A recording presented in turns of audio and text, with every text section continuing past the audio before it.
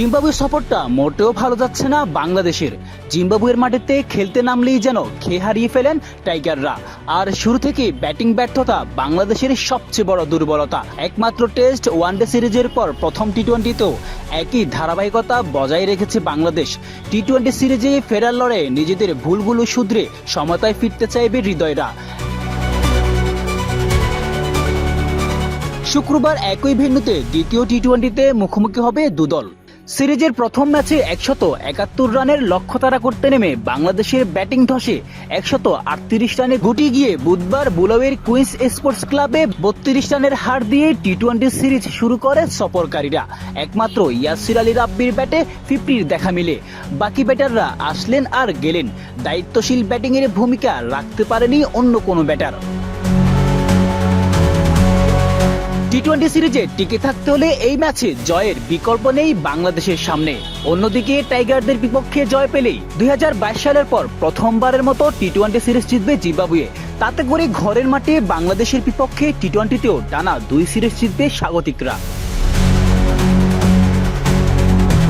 বুলাওয়েতে প্রথম টি-20তে জিম্বাবুয়ের 2 pace bowler Richard Ngarava এবং ব্লেসিং মুজারাবানি বাংলাদেশকে ব্যাটিং লাইনে বেশ ভুগিয়েছে।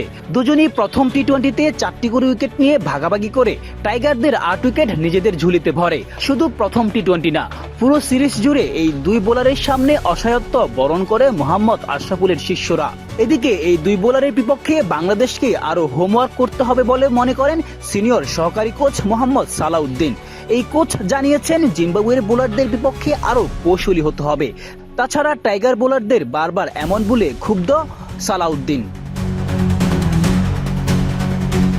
ভুল থেকে শিক্ষা না নিয়ে বারবার একই ভুল করে যাচ্ছে ব্যাটাররা।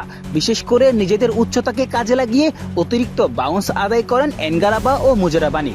এমন পরিস্থিতিতে তাদের শর্ট বলের বিপক্ষে রীতিমতো অসহায় আত্মসমর্পণ করেছেন বাংলাদেশের ব্যাটাররা।